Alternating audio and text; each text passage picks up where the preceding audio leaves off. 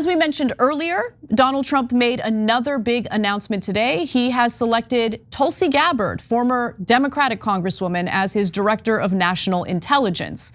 Now, in that role, she would have quite a responsibility. She would oversee 18 separate spy agencies. I think we might have too many spy agencies.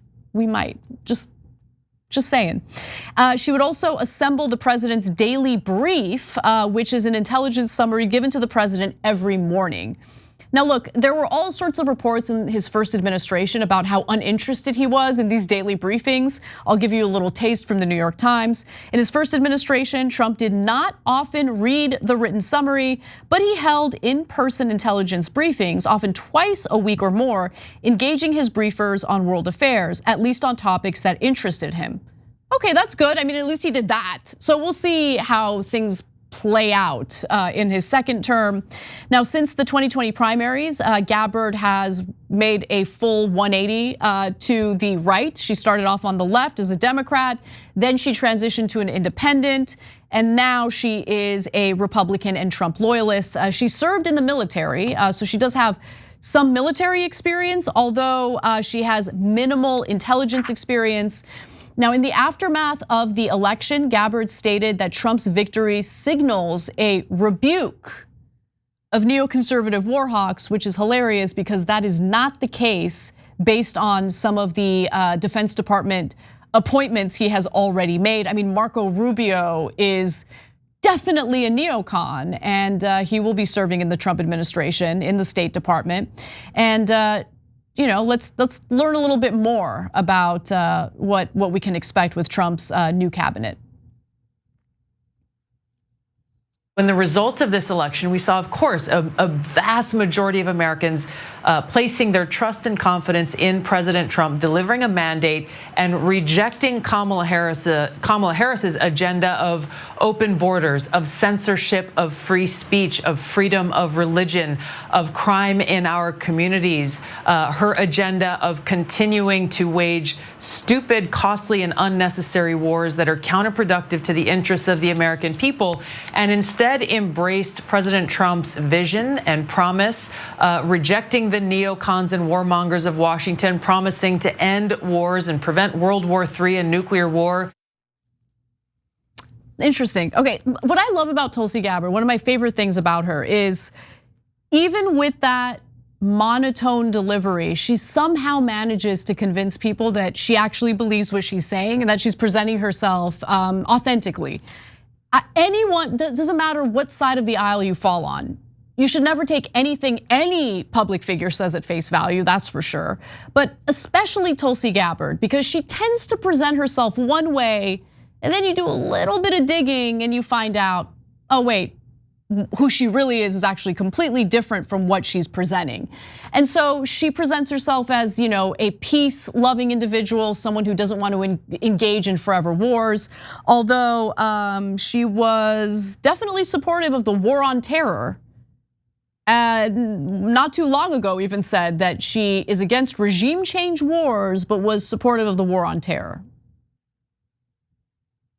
Okay.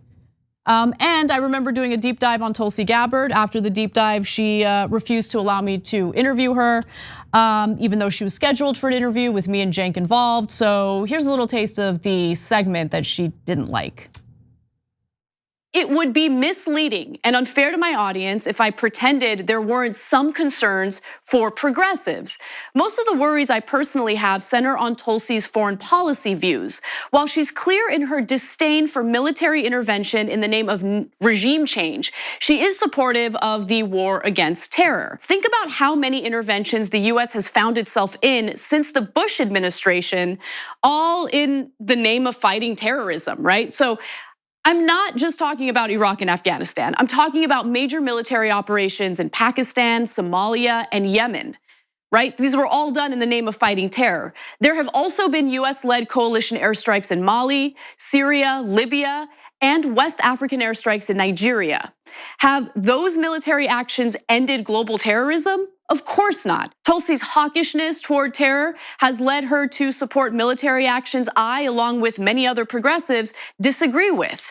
torture tactics like waterboarding, which were given the euphemism of enhanced interrogations, was something that Tulsi was supportive of. So look, I don't know how Tulsi plans to carry out her job. I don't know if she even has a say in regard to Donald Trump's foreign policy, or if she can convince him to engage or disengage with a potential conflict.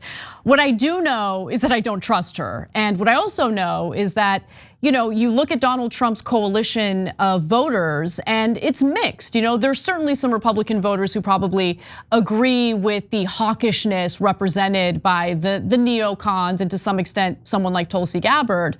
But what gives me a little bit of hope for this country's future and its foreign policy is that much like a faction on the left, there is a faction on the right that is serious about no longer engaging in these endless wars, no longer wasting our resources in being the international police.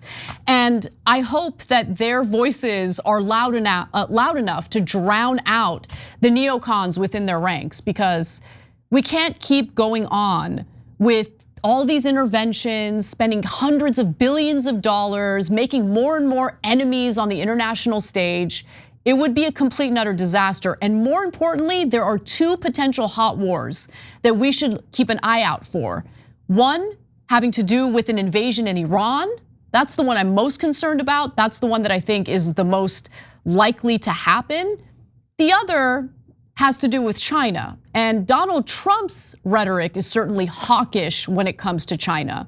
And I don't think it's any mistake that while on one hand, you have Donald Trump and his pals talking about, cutting government waste and doing away with the administrative state, he immediately made the appointments for the State Department. So State Department appointments, good to go. Haven't heard anything about the Department of Education or any other government agency.